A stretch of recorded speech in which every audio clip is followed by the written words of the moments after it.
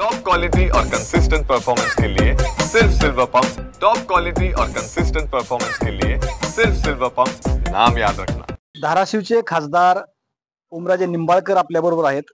दादा, काल नितेश राणेचा दौरा होता मंत्री, आणि त्यांनी काल कार्यक्रमामध्ये बोलताना असं म्हटलंय की जो निधी आहे डीपीडीसीचा, त्याबाबत त्यांनी एक वक्तव्य केलं होतं। तुम्ही काय वाटतं तुम्हाला यावर? त्यांनी सांगितलं की धाराशिवचा जिल्हा नियोजन समितीचा निधी आम्ही थांबवला, आणि त्यात त्यांनी असंही म्हटलं की कार्यकर्त्यावर अन्याय होते म्हणून थांबवला। बरं झालं त्यांनी एका प्रकारे मान्य केलं की धाराशिव मधल्या जनतेला जेव्हा खड्ड्याच्या रस्त्यानं फिरावं लागतंय, चिखलानं फिरावं लागतंय, त्यावेळेस धाराशिवच्या जनतेला ही तर लक्षात येईल की नेमके ही रस्ते जी व्हायचे राहिले ते कुणामुळे व्हायचे राहिलेत। अनेक शेतकऱ्यांना शेतातले ट्रान्सफॉर्मर डीपी न बसल्यामुळं प्रचंड असा त्रास सहन करावा लागत होता। पाणी असून स्वतःच्या पिकाला त्या ठिकाणी पाणी देता येत नव्हतं।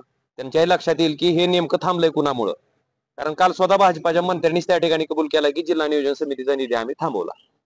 पुन्हा दुसरं वक्तव्य केलं की आमच्या पार्टीत आले, आमच्या पार्टीत असले तरच निधी। का हो? ही निधी काय कणकवलीतली प्रॉपर्टी विकून आणलेला निधी आहे का? धाराशिव जिल्हा नियोजन समितीला जो निधी दिलाय तो कणकवलीतली प्रॉपर्टी विकून, कुणाची बापजादीची प्रॉपर्टी विकून दिलेला निधी आहे का? कृपा करून लोकप्रतिनिधींनी, म्हणजे आम्ही खासदार असू, खासदार निधी म्हणजे काय आमच्या बापाची प्रॉपर्टी विकून दिलेला निधी आहे का? आमदार निधी असू, कुणाचाही निधी, अरे सामान्य माणसाने टॅक्सच्या माध्यमातून, जीएसटीच्या माध्यमातून दिलेला हा पैसा आहे, आणि त्या पैशावर जणू आपण आपली वडिलोपार्जित प्रॉपर्टी असल्यासारखा अधिकार सांगून जर म्हणत असू की आम्ही अमुकला निधी थांबवू, तमुकला निधी थांबवू, मला वाटतं हे अतिशय दुर्दैवी आहे। आणि एका मंत्र्याकडनं अशा पद्धतीची भाषा येते, हेच मला वाटतं दुर्दैव आहे।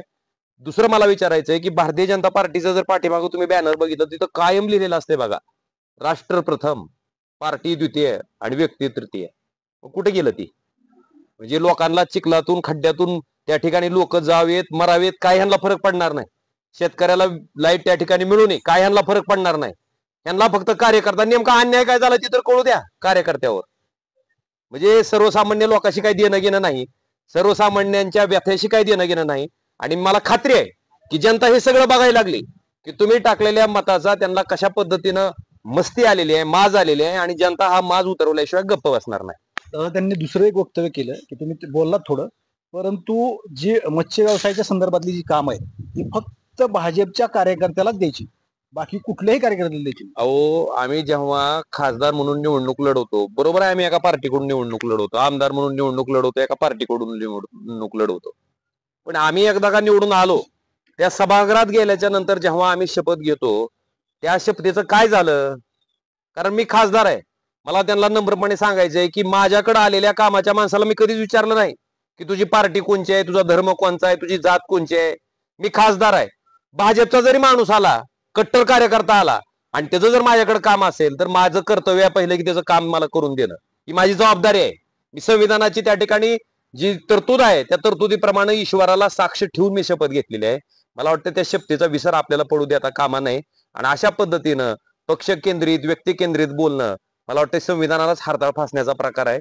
मला जनतेला एवढीच विनंती करायची आहे की ही जी मस्ती आहे ती मस्ती उतरवायचं काम तुमच्या हातात आहे, तुमच्या मतामुळे चढलेली मस्ती आहे, आणि हा फुगवटा तुमच्या मतामुळेच उतरवणं जाणं शक्य आहे, आणि जनता निश्चितपणे निर्धार करत। 29ला येणाऱ्या जिल्ह्यातील खासदार आणि सगळे आमदार ही भाजपचेच आले पाहिजे असं सुद्धा त्यांनी म्हटलं। ही काय हुकुमशाही आहे का?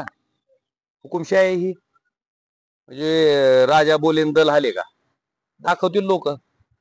इथं नरेंद्र मोदीची सभा झाली होती, त्या सभेच्या नंतर इथल्या जनतेनं महाराष्ट्रामध्ये क्रमांक 2चं मताधिक्य, म्हणजे तब्बल 3,30,000 इतक्या मताच्या फरकानं त्या ठिकाणी या सामान्य ओमराजेला निवडून दिले। मला वाटतं एवढं पुरेसं आहे, त्याच्यावर जास्त बोलायची गरज नाही। धाराशिवचे खासदार आणि आमदार जास्त किरकिर करतात, यांनी जर आणखी किरकिर केली तर मला अधूनमधून बोलवत जावा असं सुद्धा त्यांचं वक्तव्य होतं। माझी विनंती आहे की त्यांना इथं एक घर बांधून द्या, धाराशिव मध्ये जागा घ्या कुठेतरी, आणि इथंच घर बांधून द्या त्यांना। त्यामुळं सर्वसामान्य जनतेची व्यथा, सर्वसामान्य जनतेचा आवाज, सर्वसामान्य जनतेच्या अडचणी ह्या जर त्यांना किरकिर वाटत असतील तर अशी किरकिर आम्ही रोज करणार आहेत। त्यामुळे त्यांना जायचा यायचा त्रास नको, इथंच घर बांधा, इथंच राहा, आणि किरकिर झालं की तुम्हाला जे काय शक्य असेल ते करा।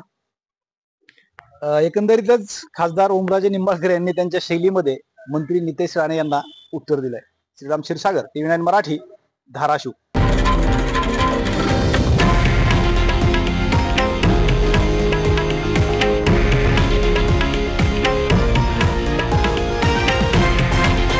हे आहे देशातील नंबर 1 न्यूज नेटवर्क आणि आपण पाहत आहात TV9 मराठी, एकमेव.